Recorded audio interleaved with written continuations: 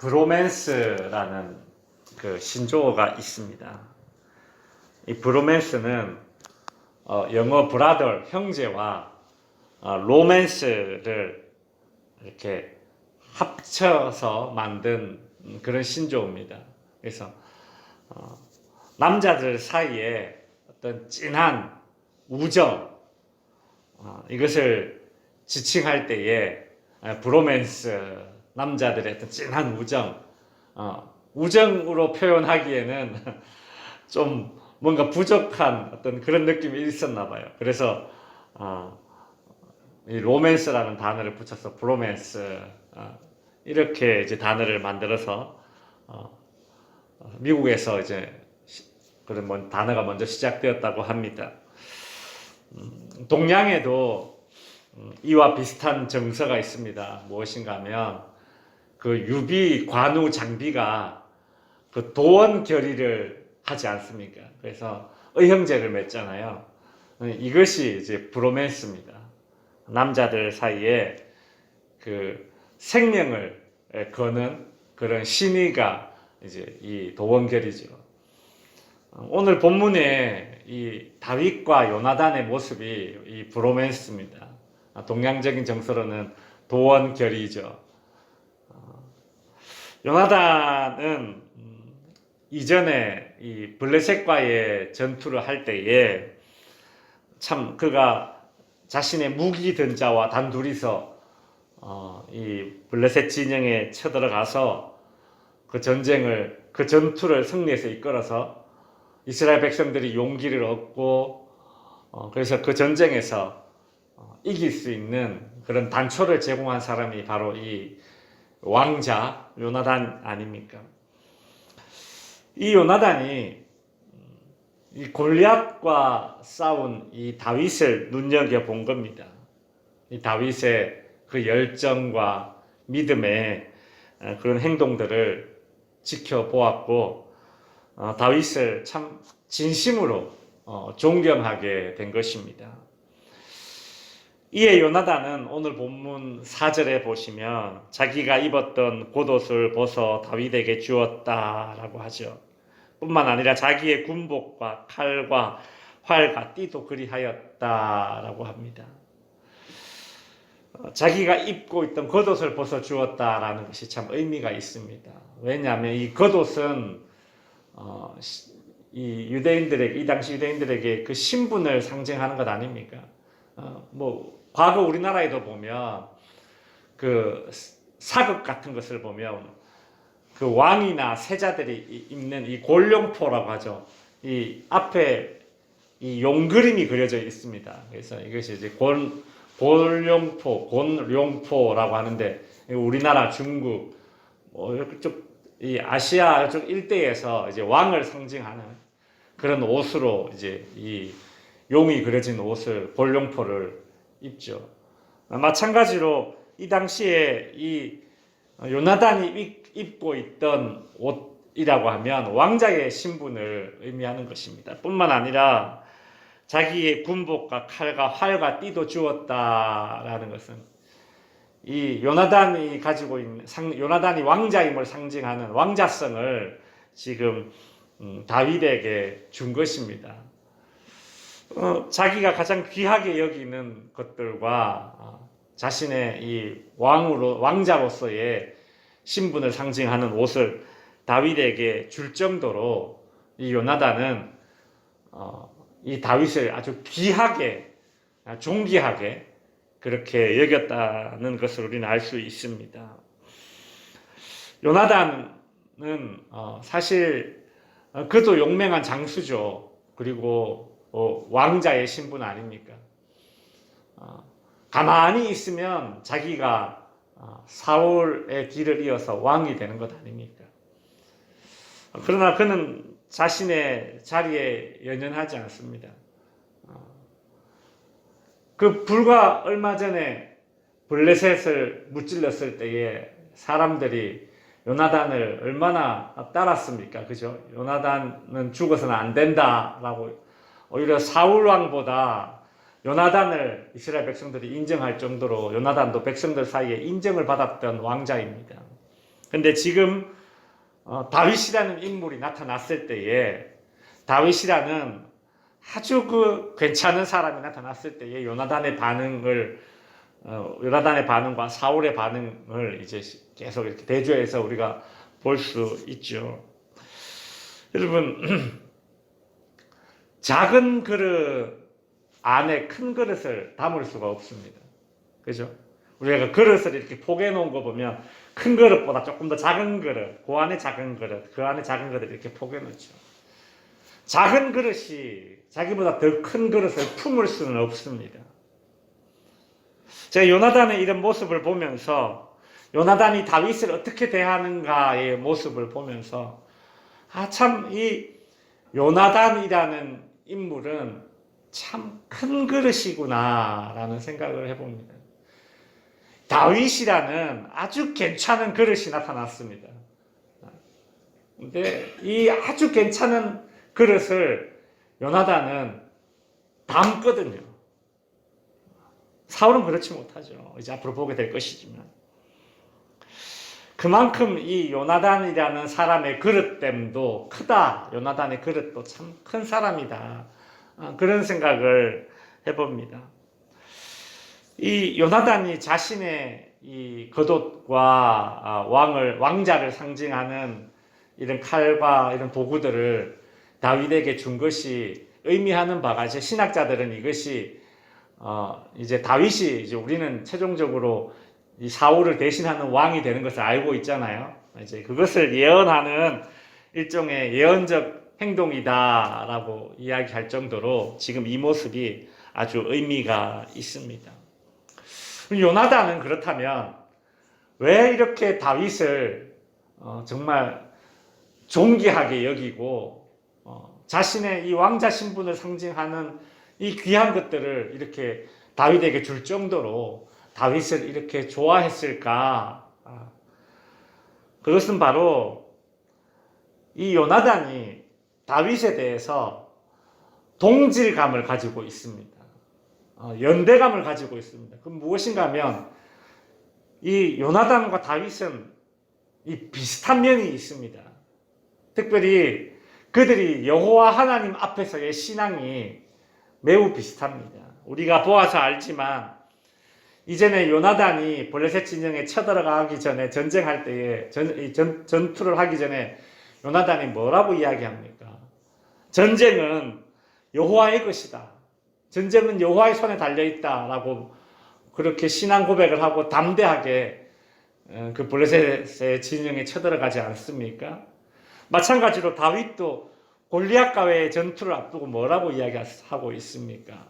전쟁은 여호와의 손에 달려있다라고 그죠? 그렇게 신앙 고백했잖아요. 그죠?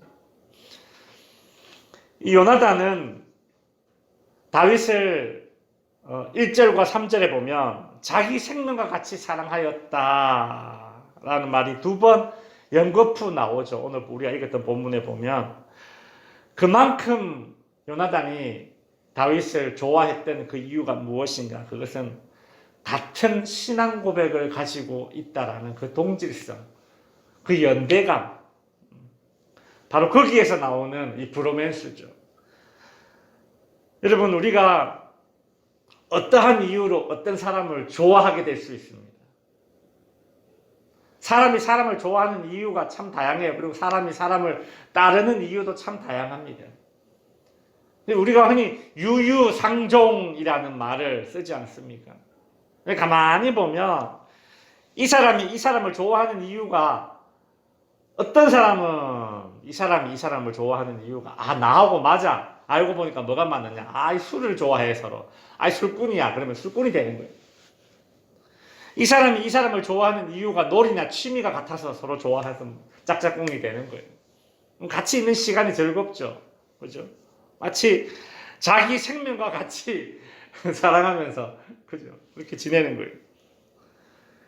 그러면 하나님을 모르는 사람들도 어떤 놀이나 취미나 혹은 음식이라는 것을 놓고서도 이렇게 강한 동질감과 연대감을 품습니다.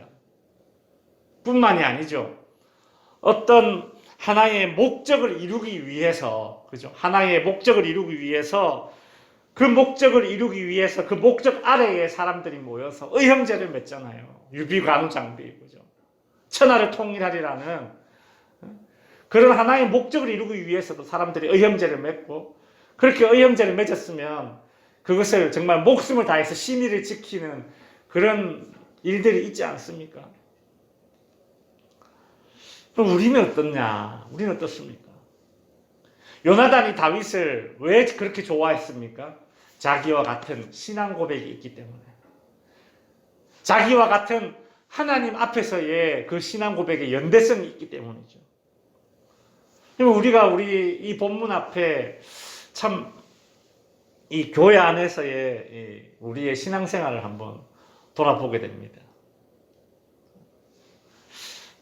성도의 이 브로맨스가 있는가라는 생각을 해보았습니다. 우리 같은 신앙 고백을 하고 있지 않습니까? 그리고 같은 이 덕지교회라는 이 공동체 안에서 우리가 신앙생활을 하고 있습니다. 일종의 신앙의 멤버십이죠, 우리는. 하나님 안에서. 이 정체성으로는 하나님의 자녀라는 정체성을 우리가 공유하고 있고, 또 이 공간적으로, 그죠? 시간적으로 우리가 같은 장소와 시간대에 예배를 드리고 있는 그 연대감이 정말 얼마나 있는가. 같은 신앙 고백을 하고 있는 신앙의 동료를 바라볼 때에 우리는 어느 수준의 동질감과 연대성을 품고 있는가를 한번 생각해 보게 됩니다. 시편 113편에 보라 형제가 연합하여 동거함이 어찌 그리 선하고 아름다운가 라는 말이 있죠. 말씀이 있죠. 우리가 우리 덕지교회 안에 서로의 성도들을 대할 때에 같이 있는 그 모습이 얼마나 아름다운가라고 세상 사람들이 진짜 그렇게 말할 수 있을까? 세상 사람들이, 안 믿는 사람들이 교회의 이 모습을 보면서 참 저 교회 다니는 사람들 참 우애가 깊다. 뭐 이렇게 말이죠. 얼마나 아름다운가. 우리의 이 같은 신앙 고백을 하고 있다라는 이 신앙의 연대감이 외부에서 봤을 때에 참 아름답다라고 말할 수 있는 그런 신앙의 연대감을 우리는 품어야 되지 않겠습니까? 지녀야 되지 않겠습니까? 사도행전에 보면 초대교회가 물론 뭐 서신서에 보면 참 초대교회에 문제점도 많지만 그럼에도 불구하고 초대교회가 우리 교회의 오늘날 그 이상적인 모델로 제시되고 있는 이유가 무엇이겠습니까? 뭐 다른 교회가 가지고 있는 여러 가지 문제점도 초대교회에 있었지만 그럼에도 불구하고 초대교회는 자기의 것을 자기의 것으로 여기지 않는 그런 하나의 멤버십이 있었습니다. 하나됨이 있었습니다. 그렇죠? 초대교회를 그렇게 이야기하잖아요. 자기의 것을 자기의 것으로 여기지 않았다라고 합니다. 여러분, 자기의 것을 자기의 것으로 여기지 않는 모습은 어디에서만 나타납니까? 실제적으로 그 가족 안에서 나타나죠. 그죠? 예를 들어서 아이들이 양치질을 하고 있는데 아버지가 야 그건 내 돈으로 산 치약이야 쓰지 마. 뭐 이런 일들이 일어나지 않잖아요. 그죠? 그 가족이라는 연대성 아닙니까? 그죠? 자기의 것을 자기 것으로 여기지 않는 것, 서로 공용하는 것, 물건을. 그죠? 그것은 가족 아닙니까? 그것이 초대교회 안에 그런 모습이 있었죠. 그것이 교회의 이상적인 이 연대감이라는 겁니다. 그래서 오늘날 교회가 이런 표를 많이 가지고 있는 교회가 많잖아요. 가정 같은 교회, 그죠? 교회 같은 것. 가정 같은 교회라는 그것을 표로 한다는 것 자체가 이미 교회가 그렇게 못되고 있다는 그 반증이에요, 사실은. 어떤 캐치건을 내걸면 사실 그 캐치건이 가장 부족한 경우가 사실 정말 많지 않습니까? 모순적이게도. 그러나 초대교회는 그런 가정 같은 어떤 그런 하나의 정말 연대감이 있었다라는 것이죠. 오늘날 그래도 우리는 시골교회는 그나마 진짜 비할 수는 없지만 도시교회만 가도 어떻습니까? 이 젊은 사람들 신앙생활 하는 패턴은 정확하게 이렇습니다. 뭐 신앙생활은 하나님과 나와의 1대1이 중요하지. 그죠? 그래서 요즘 뭐 도시에 신앙생활 하시는 분들은 다 나홀로족 신앙생활 합니다. 나홀로족. 같은 성도님, 같은 교회 안에 성도님들 인사도 안 해요. 인사도 안 하는 경우도 있어요. 자기 아는 사람 몇 명만 딱딱 인사하고 말도 안 합니다. 1년 내내 말 한 번 섞지 않아요. 나홀로 신앙생활족이죠. 하나님, 자기 혼자 하나님만 잘 믿으면 된다라고 생각하는 거예요. 여러분, 이거는 교회의 공동체성을 등한시하는, 그죠? 하나만 알고 둘은 모르는 신앙의 형태입니다. 이것이. 주님이 우리를 교회로 불러 모았다는 사실을 알아야 됩니다. 주님이 우리를 교회로 불러 모았을 때에 우리는 각 지체입니다. 어떤 사람은 손, 어떤 사람은 발, 어떤 사람은 눈, 그죠? 바울이 그렇게 비유했잖아요. 어떤 사람은 귀. 근데 서로가 서로를 등한시할 수가 있겠습니까? 모른 척 할 수가 있겠습니까? 아닌 거죠. 말씀을 정리하겠습니다. 같은 신앙 고백을 가진 그런 교인들과 관심을 주고 관심을 받는 그런 교회 생활이 되어야 합니다. 사랑을 주고 사랑을 받는 신앙생활, 그런 신앙 고백의 브로맨스를 하는 것이, 그것이 교인의 복입니다. 성도 여러분, 이를 위해서 우리가 어떻게 해야 되는가? 딱 그거 하나죠. 그 잘난 다윗을 품어줄 수 있는 요나단의 그 그릇됨, 그죠? 큰 그릇. 그것이 우리에게 필요한 거죠. 가정 같은 교회를 이루기 위해서 같은 신앙 고백을 가진 사람들과 아주 강한 동질감과 연대성을 가지고 가정 같은 교회를 이루기 위해서 오늘 우리는 이런 기도 제목을 가지고 기도해야 할 것입니다. 요나단처럼 말이죠. 나보다 아주 잘난 그릇이 오더라도 내가 그 사람을 품어줄 수 있는 같은 신앙 고백을 가졌다라는 그 이유 하나만으로, 그죠? 그 사람을 품을 수 있는 그런 큰 그릇이 되게 해달라고, 그죠? 우리가 하나님, 나를 큰 그릇으로 만들어 주십시오. 다 담을 수 있는 큰 그릇, 다 품을 수 있는 큰 그릇이 되게 해달라고 기도하시는 우리 덕지교회 성도님들이 되기를 주님의 이름으로 축원드립니다. 기도하겠습니다.